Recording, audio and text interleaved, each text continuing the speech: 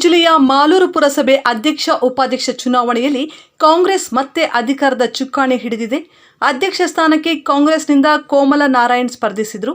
ಉಪಾಧ್ಯಕ್ಷ ಸ್ಥಾನಕ್ಕೆ ವಿಜಯಲಕ್ಷ್ಮಿ ಕೃಷ್ಣಪ್ಪ ಸ್ಪರ್ಧಿಸಿದರು. ಬಿಜೆಪಿ ತೊರೆದು ಕಾಂಗ್ರೆಸ್ ಪಕ್ಷಕ್ಕೆ ವಿಜಯಲಕ್ಷ್ಮಿ ಕೃಷ್ಣಪ್ಪ ಸೇರಿದ್ದಾರೆ. 27 ಸದಸ್ಯರ ಬಲ ಹೊಂದಿರುವ ಮಾಲೂರು ಪುರಸಭೆಯಲ್ಲಿ ಶಾಸಕರಾದ ಕೆ.ವೈ. ನಂಜೇಗೌಡರು ಸೇರಿ ಒಟ್ಟು 28 ಮತಗಳು ಇದ್ದವು. 19 ಮತಗಳು ಪಡೆದು ಕಾಂಗ್ರೆಸ್ ಅಭ್ಯರ್ಥಿ ಅಧ್ಯಕ್ಷ ಸ್ಥಾನಕ್ಕೆ ಆಯ್ಕೆಯಾಗಿದ್ದಾರೆ. ಬಿಜೆಪಿಗೆ 7 ಮತಗಳು ಪಡೆದು ಸೋಲಾಗಿದೆ.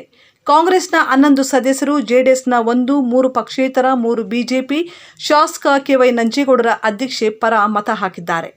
ಒಬ್ಬ ಬಿಜೆಪಿ ಸದಸ್ಯ ಗೈರಾಗಿದ್ದು, ಮತ್ತೊಬ್ಬ ಬಿಜೆಪಿ ಸದಸ್ಯರಿಂದ ಮತ ಚಲಾವಣೆ ಮಾಡದೆ ತಟಸ್ಥವಾಗಿತ್ತು. ಒಟ್ಟು 27 ಸದಸ್ಯರಲ್ಲಿ 11 ಕಾಂಗ್ರೆಸ್, 1 ಜೆಡಿಎಸ್, 5 ಪಕ್ಷೇತರ, 10 ಬಿಜೆಪಿ ಸದಸ್ಯರ ಬಲ ಹೊಂದಿತ್ತು ಎನ್ನಲಾಗಿದೆ. ಹಾಕಿದ್ರು ಕೂಡ MLA ಎಲೆಕ್ಷನ್ ನಿಂತ್ಕೊಂಡ್ರು ಕೂಡ ನಮ್ಮ ನಂಜೇಗೌಡರು ಸ್ಥಳೀಕರು ಬೇಕು ಅಂತ ಕೈಗೆ ಸಿಕ್ಕಿದ್ದಾರೆ, ಕಷ್ಟ ಸುಖಕ್ಕಾಗಿದ್ದಾರೆ ಅಂತ ಸಾಮಾನ್ಯ ಜನ ಬಡವರು ಗೆಲ್ಲಿಸಿದ್ದಾರೆ. ಸರ್ಕಾರ ಇದೆ.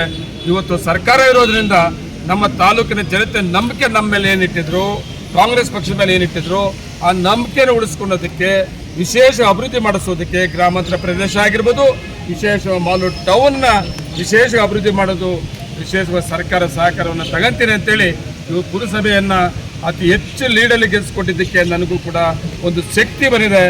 ನಾನು ಇನ್ನೂ ಧೈರ್ಯವಾಗಿ ಪಕ್ಷವನ್ನು ಕಟ್ಟೋದಕ್ಕೆ ಇನ್ನೇನು 1 ವರ್ಷ ಎಲೆಕ್ಷನ್ ಇದೆ, ಪುರಸಭೆ ಎಲೆಕ್ಷನ್ನು, ಮತ್ತೆ ಪುರಸಭೆಯನ್ನು ಕಾಂಗ್ರೆಸ್ ತಗೊಳ್ಳೋದು, 1 ವರ್ಷ ಒಳಗೆ ಮಾಲೂರು ಟೌನ್ ಅಭಿವೃದ್ಧಿ ಮಾಡೋದು, ಇವೆಲ್ಲ ಕೂಡ ಮಾಡ್ತೀನಿ ಅಂತೇಳಿ ಇವತ್ತು ನನ್ನ ತಾಲೂಕಿನ ಜನತೆಗೆ, ವಿಶೇಷವಾಗಿ ಮಾಲೂರು ಟೌನಿನ